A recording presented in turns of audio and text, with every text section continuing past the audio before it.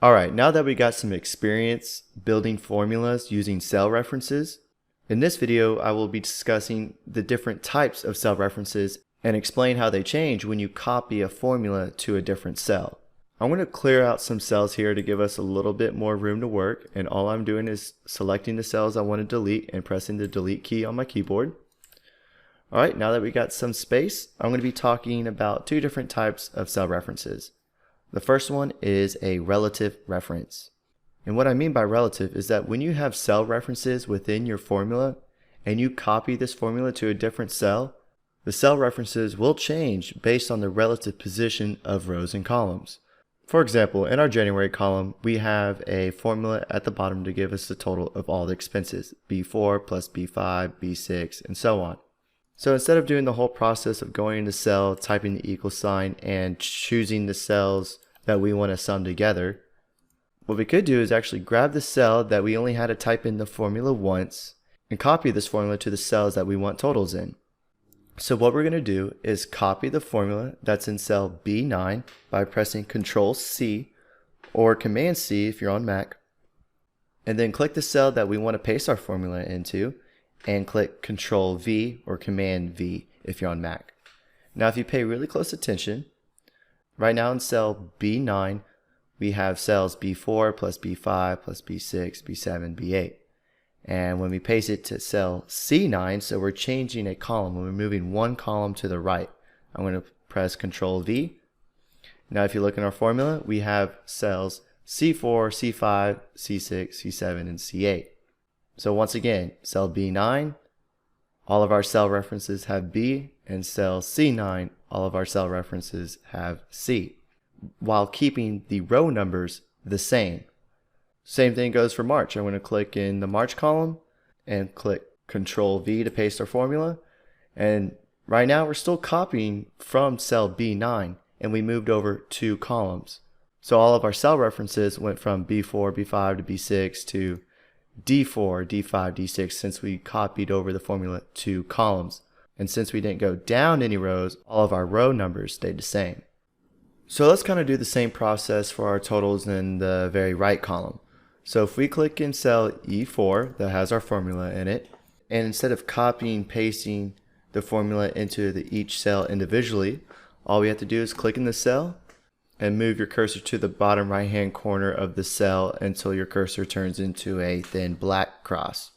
And from one of the previous videos, we know this is called the fill handle, and we can use this fill handle to copy formulas down rows or across columns. And before we copy this formula down, I want you to think about how these cell references are going to change. Right now we have B4 plus C4 plus D4. And now that we're copying down rows, what do you think is going to happen to the row numbers? So let's find out. We're going to click and drag all the way down. And then now if we click in the cells, we went from B4 to C4 to D4. And if we go down a cell, it goes B5, C5, D5. And once again, B6, C6, D6. So now that we are copying the formulas down the rows, the row numbers are changing. And since we stayed in the same column, our columns are staying consistent. Okay, so that was relative referencing. And you could tell that when we copied formulas across columns or down rows, the cell references within the formulas would change relative to their position.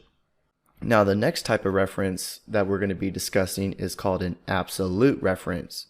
And we're going to have to expand our report a little bit to give a proper example of how absolute references work. So let's go ahead and add a new column to our report, and we're going to call it % of total. And our goal here is to get the percentage of each type of expense in regards to the total amount of expenses we paid for the past 3 months. So what we need to do is create a formula to get the percentage, and then we can copy that formula down our % of total column. So to start off, we got to type in the equal sign. And then we're going to take cell E4, which is the total of cost of goods sold, divided by the total amount of expenses that we had to pay for all 3 months, which is cell E9. And we're going to click enter. So you can tell that the total expenses of cost of goods sold was 38% of the total amount of all expenses combined.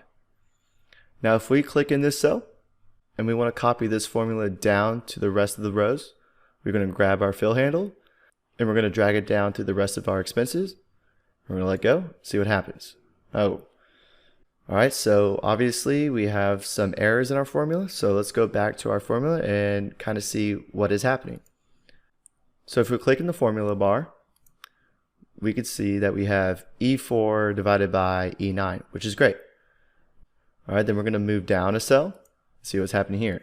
Now we have E5, which is correct, divided by E10. So the cell reference actually moved down a row. So this cell is actually blank. And when you divide a number by 0, it's going to give you an error. So we want cell E9 to be constant. And that's what an absolute reference is that your cell references will remain constant regardless if you copy your formula down rows or across columns. So let's exit out of this and go back to our formula. And then we're going to go up to our formula bar, and to change cell E9 to an absolute reference, we have to put $signs before E and before 9. So when you see $E, $9, that means that is not going to change. Or you can use a shortcut by clicking F4 on your keyboard, and you can cycle through the different references. So if there's no $signs, that means it's relative.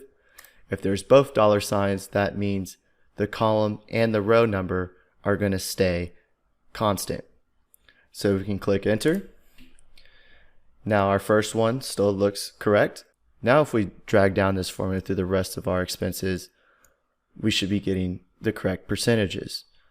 And from the start, so it's E4 divided by E9.